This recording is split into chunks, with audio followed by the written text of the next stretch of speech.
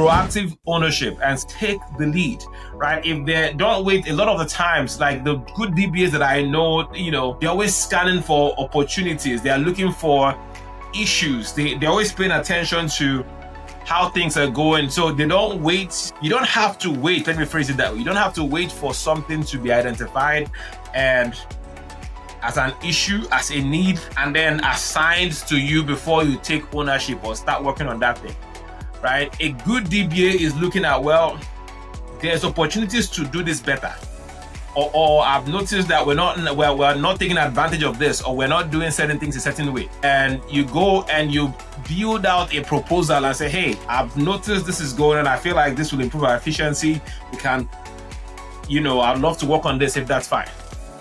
So you're crafting that project to make the general situation of things better without having anybody say, do this. That's being proactive. You're identifying, hey, we have a lot of servers that are behind. Or you know what, next year, SQL Server 2016 is going to be going to end of life. I've identified that we have 30, of our servers still running SQL Server 2016. Yeah, I'd love to start working on migrating those or decommissioning them as required to either a new version or completely decommissioning them. What do you think?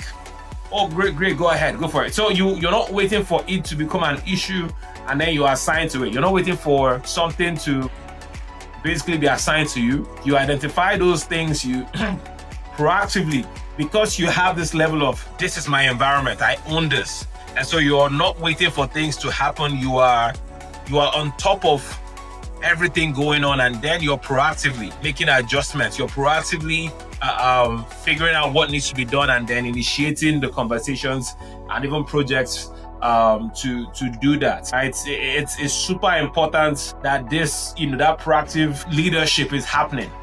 You see something, storage is growing consistently it's growing to a certain pace, and you can predict in the next 6 months we're going to be in trouble.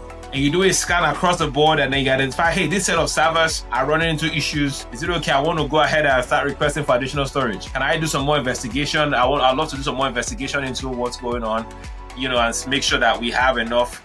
Either we're requesting more storage, or looking into migration. Whatever it is, right? But you were not assigned that task, but you have a sense of leadership and ownership, to where you can proactively step in, identify issues, and propose solutions, and start working on them with the right approval.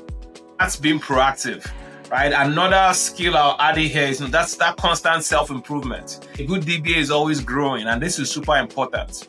Not just as a database administrator, but in any field in tech, and honestly in life, we have to be given to constant development, right? CI/CD, continuous improvement, continuous development. You're constantly improving yourself, constantly evolving. If you realize there's a new, trends, or there's new features in SQL Server 2022, you go ahead, even though your team or you guys haven't migrated to this version, or you're going ahead to start playing with it. You get a test version, go download developer edition, install on your local version machine, installing your local lab, and you're playing around with it, constantly investing in knowledge, going for conferences where you can, and growing yourself, growing your mindset, finding applicable applicable opportunities to advance.